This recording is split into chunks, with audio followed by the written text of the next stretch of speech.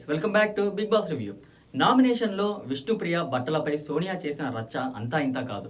ఆ కామెంట్స్ చాలా వైరల్ అయ్యాయి. నామినేషన్స్ పూర్తయిన తర్వాత కూడా ఇదే టాపిక్ నడిచింది. విష్ణుప్రియ తన గదిలో బట్టలు మార్చుకునేటప్పుడు ఆదిత్య ఓం అక్కడికి సడన్ గా వెళ్ళాడు. అప్పుడు విష్ణుప్రియ జాకెట్లో ఉంది. అలా తనను చూసి వణికిపోయి బయటకు వెళ్లిపోయారని సోనియా, నిఖిల్, అభయ్, నవీన్ కు చెప్పేసింది. విచిత్రమైన సంఘటనలు జరిగే ఏకైక రియాలిటీ షో బిగ్ బాస్. ఎలాంటి వారైనా హౌస్ లోకి వచ్చాక వాళ్ళ నిజ స్వరూపం బయటపడాల్సిందే. ఇన్ని రోజులు నిఖిల్ తో క్లోజ్ గా తిరిగిన సోనియా పెద్ద బాంబ్ పేల్చేసింది. నిఖిల్, సోనియా ఒక్కసారిగా అన్నా చెల్లెళ్ళు అయిపోయారు. మొదట గొడవ పడిన వీరిద్దరూ ఊహించని విధంగా కలిసిపోయారు. అప్పటి నుంచి ఇద్దరు కలిసే ఉండడం, ఎక్కడికైనా కలిసే వెళ్లడం వంటివి చేశారు. అందరిపై అరిచే సోనియా నిఖిల్ తో క్లోజ్ గా ఉండేసరికి వీరిద్దరి మధ్య లవ్ ట్రాక్ ఏమైనా నడుస్తుందా అనే అనుమానం కూడా హౌస్ లో ఉన్న వాళ్ళతో పాటు ఆడియన్స్ కూడా వచ్చింది. సోనియా పృథ్వీరాజుతో మాట్లాడుతూ పెద్దోడు ఎక్కడా అని నిఖిల్ ను ఉద్దేశిస్తూ మాట్లాడింది. తన ఉద్దేశంతో నిఖిల్ పెద్దోడు, పృథ్వీ చిన్నోడు. దానికి పృథ్వీ కూడా నవ్వాడు. అక్కడికి వచ్చిన నిఖిల్ సోనియా మాటలకు ఏడవలేక ఏదో నవ్వుతూ మొహం పెట్టుకున్నాడు. పృథ్వీ అయితే పట్టనట్లు కూర్చున్నాడు. నిఖిల్ పృథ్వీతో బ్రదర్ కనెక్షన్ ఉందన్నట్లుగా సోనియా చెప్పి అందరికీ షాక్ ఇచ్చేసింది. రేషన్ గెలుచుకోవడానికి కంటెస్టెంట్లు నానా తంటాలు పడుతున్నారు. 3 టీంలకి కలిపి బిగ్ బాస్ ఓ టాస్క్ ఇచ్చాడు. అందులో యష్మి టీం గెలవడంతో వారికే రేషన్ తగ్గింది.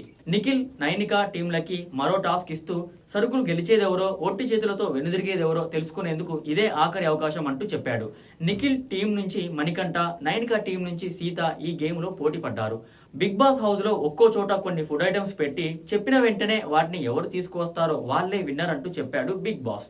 ఇక ఇందులో ముందుగా శనగపప్పు అని చెప్పగానే మణికంఠతో పోటీ పడి మరీ ముందుగా తెచ్చింది సీత. ఆ తర్వాత టమాటో బుట్టలో యాపిల్ని అడగ్గా మణికంఠ పట్టుకొచ్చాడు.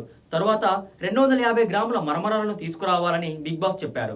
మణికంఠ, సీత వేగంగా కవర్లో మరమరాలను తీసుకొచ్చారు. అయితే మణికంఠ 290 గ్రాములు తీసుకురాగా సీత తీసుకొచ్చింది 775 గ్రాములు అయ్యింది. దీంతో ఇద్దరు సరిగా తీసుకురాలేదని సంచాలక్ యష్మి చెప్పేశారు. అయితే ఏది 250 గ్రాములకు దగ్గరగా ఉందో దాన్ని తీసుకుని గెలిచినట్టు చెప్పాలని యష్మితో మణికంఠ వాదించాడు. అయినా సరే ఎగ్జాక్ట్ గా లేదంటూ ఇద్దరికి పాయింట్ ఇవ్వలేదు యష్మి.